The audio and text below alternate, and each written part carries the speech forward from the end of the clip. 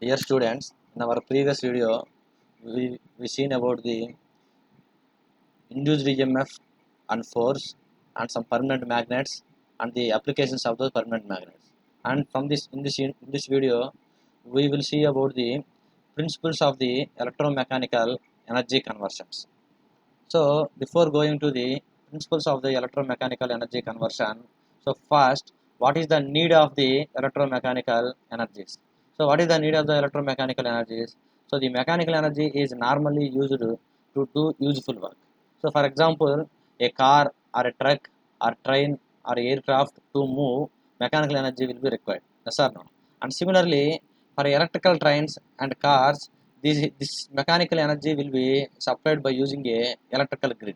So that's why we have to go for the electromechanical energy conversions. That means either electrical to mechanical conversion or mechanical to electrical conversion. So how we go for the electromechanical energy conversion? So in the electromechanical energy conversion, however, either conversion of the we go for the either conversion of the electrical energy into the mechanical energy or mechanical energy into the electrical energy. And in the either cases, in order to convert the either mechanical energy into the electrical energy or electrical energy into the mechanical energy, definitely we have to use the another system. So that another system is called field system, and normally that field system is a magnetic field system. Magnetic field system. So this conversion will be seen by using the one diagram. So the diagram is nothing but block diagram of the electromechanical energy conversion diagram. So what is the diagram? So here we have electromechanical system, that means electrical system and mechanical system, and in order to convert electrical system to mechanical system and mechanical systems to electrical system, definitely we have to use the another system. That system is nothing but field system. So normally that field system is magnetic system. So the various components in the electrical systems are currents and voltages, and similarly the various components in the mechanical systems are position, speed and acceleration. So similarly, the components of the magnetic system are magnetic flux. So in order to convert an electrical system into the mechanical system, that means these voltages and currents are solved by using the KCLs and KVL, and then by using these voltages and currents, we can convert those currents and voltages into a force and torques. And similarly, these torques and force also converted into the voltages and currents with a medium of the magnetical system. So which is nothing but the field system. And next, electromagnetic conversion devices are so many devices are there. So however, these devices will be classified into three categories. So what are those three categories? Means small motion of energy conversion devices, and the example for the small motion of the electrical energy conversion devices are telephones and receivers and microphones. So how we can convert this small motion energy conversion means, for example, if you consider a telephone, if you press the key of the telephone, then the electrical signal will be sent to the other person. So that means while pressing the key is nothing but our mechanical force, and the signal sending is the electrical force. So here the mechanical energy will be converted into the electrical energy.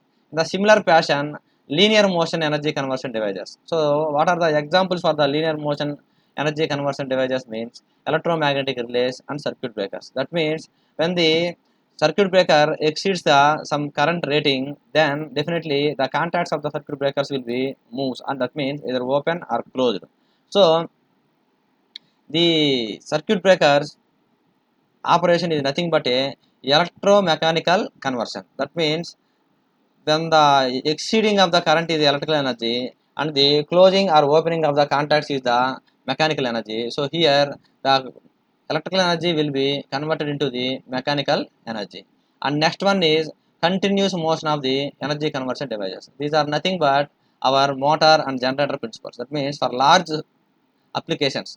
For large applications, we classified the continuous motion energy conversion devices. What are the continuous motion energy conversion devices? Means motors and generators. And next, which principle? which principle will be applied for the electromechanical energy conversion means basically the principle is law of conservation of energy. Law of conservation of energy. So according to the law of conservation of energy, energy can be neither be created nor be destroyed. It can be transformed to one form to another form. So by using this principle, we can formulate one equation. That equation is nothing but energy transfer equation. And what is that energy transfer equation means? The electrical energy input from sources is equal to mechanical energy output plus some energy stored in the magnetic field plus energy losses. This is the in case of electromechanical conversion. And similarly, if you go for the mechanical to electrical energy conversion, then the mechanical energy input from the sources is equal to the electrical energy output plus increase in the stored in the magnetic field and energy losses. That means here the input is the electrical and output is the mechanical. And similarly, for the mechanical to electrical conversion, input is the mechanical and output is the electrical, but these two are same. That means some energy will be stored in the magnetic field and some energy will be dissipated in the form of a losses. And that the energy balancing equation is also there. That equation is nothing but the previous equation. From this equation we can write one energy balance equation. That energy balance equation is nothing but by neglecting the energy losses we can write this equation. That means what means this is for the electrical to mechanical energy conversion. So here dWe is the differential change in the electrical energy input. That means electrical energy. And similarly, dWm is the mechanical change. That means output, mechanical energy output. And dWf is the energy stored in the magnetic field. Energy stored in the magnetic field. So here we consider that the losses will be energy losses will be completely reduced for a lossless magnetic energy storage system. This one is the. And next in this system, and that means for the electrical system and the mechanical system and the magnetical system, definitely there will be some formulas. But for our discussion, some formulas are needed. Let us discuss those some formulas. What are those some formulas means? First one is for electrical system. So for electrical system, mainly used formula is energy stored in the inductor. So what is the energy stored in the inductor? Half into Li square. Half into Li square. In the similar fashion, energy stored in the capacitor is half into CV square. And similarly for the magnetic field system, MMF is equal to Ni, number of turns into current. And there is also a formula for flux also. So what is that formula means? Flux is equal to MMF by reluctance, and similarly inductance equal to, I already told, number of leakage fluxes, flux linkages divided by current. That means lambda by I, that equal to lambda means n phi, so n phi by I. And similarly we use some formulas regarding the mechanical system. So mainly we use the work formula in the mechanical system. So that work formula can be derived in the two manners. What are the two manners means? In the case of the linear manner and the circular manner. So the work done formula in the linear motion is equal to Fx cos theta, where F is the force and X is the displacement. So force into displacement and cos of the angle between the force and displacement is the formula for the work in the linear motion. And in the similar fashion, the formula for the work done in the circular fashion is T theta. That means torque into theta. Torque into theta. So these are the some useful formulas regarding the three systems. What are the three systems? Electrical systems, magnetic field systems, and mechanical systems. And next, our main topic in our syllabus is energy in the magnetic systems. So for that we consider the one system. That system can be excited by a one coil at one side. So the applied voltage is V, and because of this applied voltage, some voltage will be induced in that armature circuit. So that voltage is nothing but E. So according to KVL, by applying the KVL, here the V is equal to some I into R plus E. And similarly here we consider there is no mechanical work done. There is no mechanical work done. That means there is no movement of the armature. There is no movement of the armature, and the total flux will be linked in the field system itself. This is the field system, and this is the movable armature. And because by applying the voltage here, if the armature may be moves, if the armature is moves, then there will be one reason. there will be one condition, and if the armature does not move, and there will be the another condition. So here now we consider there is no movement of the armature. So this can be analyzed by using our known formulas. So what are our known formulas means? We know that the flux linkage formula lambda is equal to the flux linkage in the n number of turns. That means lambda is equal to n into 5, n into 5. Then the flux linkage causes definitely some EMF in that field system. So the formula for that field in EMF is E, we already known, E is equal to d lambda by dt, d lambda by dt.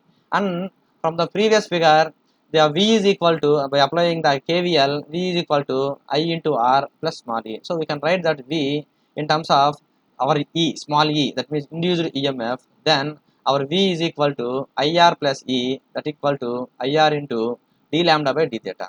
However, this is the total input voltage applied to the our armature circuit, and that means field circuit. Sorry.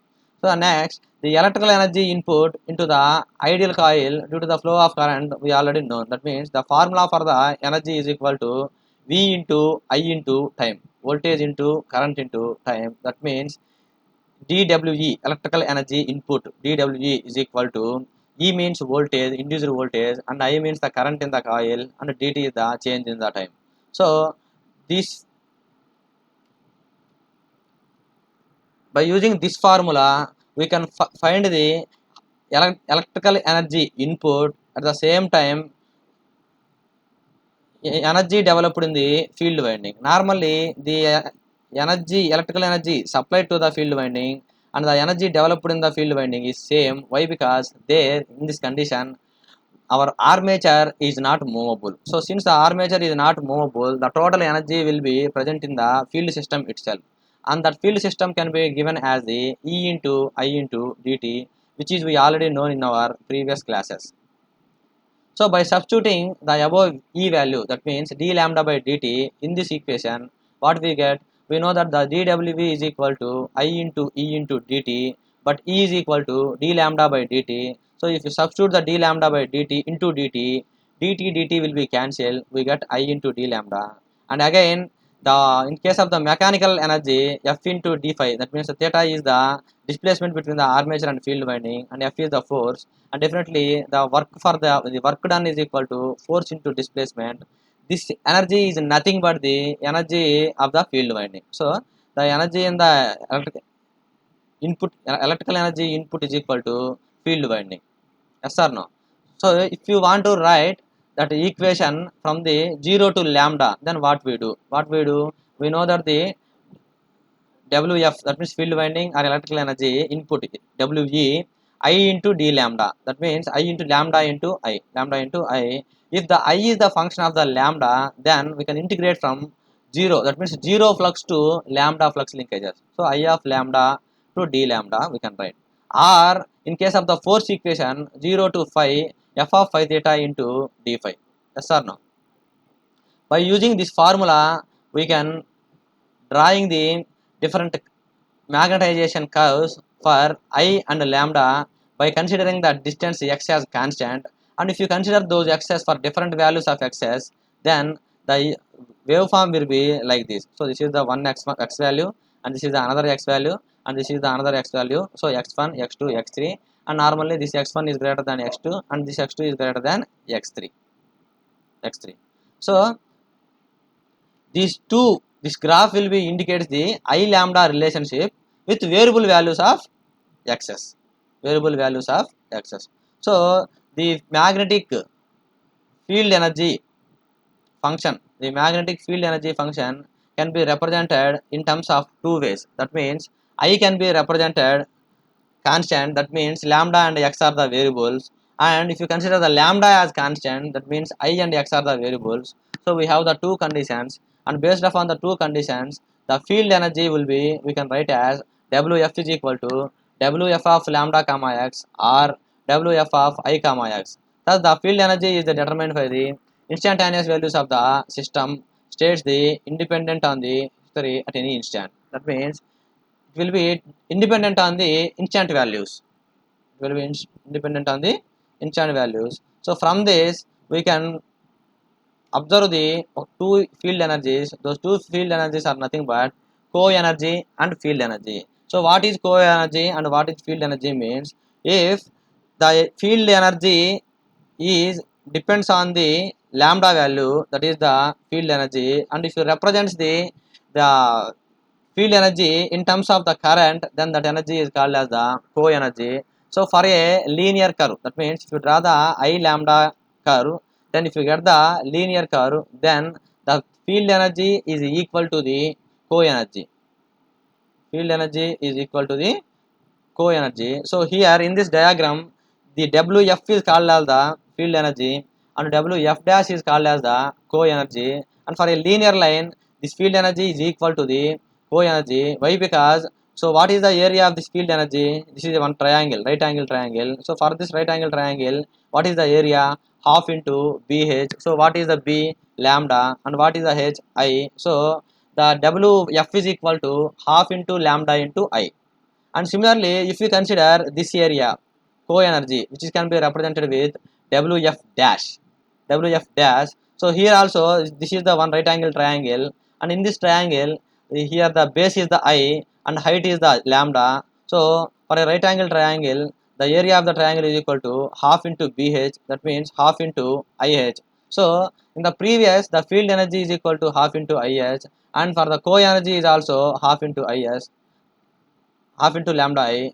So the field energy and the co-energy is same for the a linearly obtained I lambda magnetization characteristics. So however, we can represent these field energies and co-energies in the form of a formula. So what is that? Those formula means, from the I lambda curve, the field energy formula is what we get: Wf is equal to half into lambda I. But we know that L is equal to lambda by I. So what is the formula? Here we will consider the, for field energy we will consider the lambda comma x are the variables, and for the co-energy I comma x are the variables. Why? Because the lambda will be represented in the y axis and the field energy will be also represented from the y axis side. And similarly in the diagram, the I can be represented in the x axis and the co-energy also represented in the x axis side.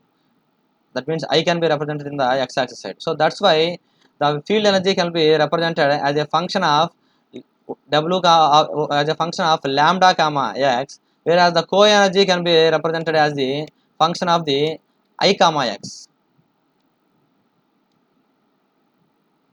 function of lambda comma x and function of the I comma x. So we have to represent the field energy in terms of the only lambda comma x values. So in order to get the lambda comma x values in, and that means we can eliminate this I in this equation. So in order to eliminate this I, what we do, just substitute I is equal to lambda by L. I equal to lambda by L, then the field energy can be represented as half into lambda square by L. So if you represent in the form of a variables, then Wf of lambda comma x is equal to half into lambda square by L of x. And in the similar fashion, the co-energy also can be, we already represents, the co-energy can be represented in the form of I comma x. So in order to represent the I comma x, definitely we can eliminate the lambda value. So this is the formula for the co-energy, that is half into lambda I. So here the L is equal to lambda by I. So in order to eliminate the I value, so we can substitute the lambda value as the Li. So half into lambda I, and lambda is equal to Li, and if you substitute we get the half into L into I square. So the variable representation of this co-energy is Wf dash equal to I comma x is equal to half into L of x into I square, half into L of x into I square. So this is about the field energy and co-energy and the electromechanical energy conversion. So the remaining topics we will see in our next video. Thank you.